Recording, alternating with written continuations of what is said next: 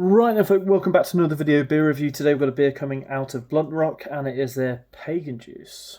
Now, I've wanted to pick up a beer from these guys, or even have some beers at their tap room down in what's that? Rock, isn't it? It's down by Sharps, next door to Sharps. In fact, I think it is on the same industrial unit, industrial estate even as Sharps are.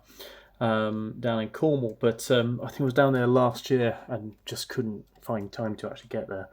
I think it's actually like a good drive away from my auntie's place. It's like it's not far, but it's Cornwall far. Everything's far. Didn't get a chance to go there, so picked up a 6-pack from their web shop after listening to a podcast from More Views on Craft Brews, which is something I kind of listen to every now and again, and they did a Q&A sort of special. I always enjoy those editions where they do a Q&A with a brewery. I think I've listened to the one on Top Rope. I think they did Phantom double barreled, and then these guys being the most recent one. And it's a brewery that really interested me as well because of the setup of the brewery. Rather than being like a quite decent capacity brew house, they're smaller than one barrel. So they literally get like 2 kegs, 3 kegs off. I think it's 2, 3. Of like a strong one, or maybe 4 if they can really push it for kind of a weaker one of beer per brew. And as a result, I know the way that's going to go. That's going to mean that getting consistency across batches is going to be really difficult, but it means that you can play around and have loads of different beers. But if you want to have that kind of core range beer like this one is, it's going to be difficult to kind of really nail and get that consistency batch to batch. So we've got this one. We don't have different batches of it, but we've got at least one batch to give a go of, and it said on that podcast that they're finally kind of really happy with it as well. So Pagan Juice, a 5% hazy pale. Doesn't say what hops are in it, but artwork wise, I seem to remember them saying one of the brewers, I think it was, actually really loved Beano, and I think it was Dennis the Menace was what he was saying about mainly.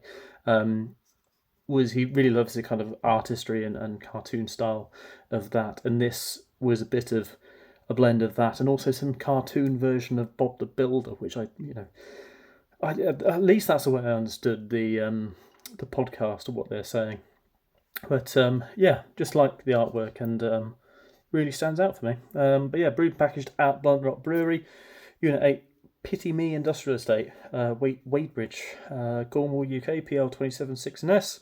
Best before is just January 2024, so got ages on it. Let's crack it open.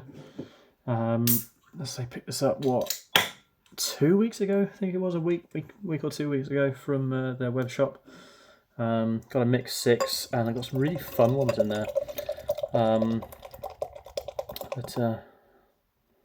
This looks really, really good. They were saying stuff like they use, if they want to do any real kind of testing on things, they use the lab over the road at the Sharps Brewery, because one of the brewers also worked for Sharps for a bit of time, amongst other places. But there we go. Brewing glass, very, very pale, very, very pale in colour. Almost like they've used like extra pale malt inside of it. It doesn't say what malt they've used, but I'm guessing there's oats. Yeah, it does say contains wheat, barley, and oats. To get that colour suggests a high amount of oats for me. And a lovely fluffy head on it. Nose, it smells divine. Sweet, passion fruit, kind of piney notes. Smells really, really good. We'll dive in. Cheers.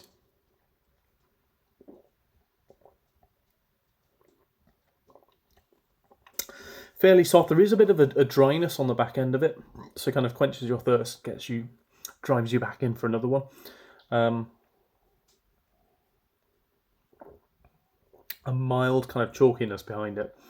I think that's something they were saying as well. They're playing around with the water profile that they're using, and I think for me, if you compare another brewery that's down there, smell like Verdant, or you got Pipeline. This one, it's definitely a little drier. than say some of the verdant stuff off just this one beer, but we'll see how the rest are. They're lovely and sweet, mellow, creamy, a lovely body to it in general. I just think that water could be fine-tuned just a touch more, because it's just that touch chalky, almost like paracetamol vibes that I've spoken about in the past. But yeah, kind of sweet. There's like a melon, honeydew melon note, but I think as it kind of builds over time, that water does really kind of start to take over the palate a touch. Pretty damn nice though, other than that. I just think, maybe another batch might be a little bit different in terms of water. We'll see, but Pagan Juice, nice start from Bluntrock. See you next one. Cheers.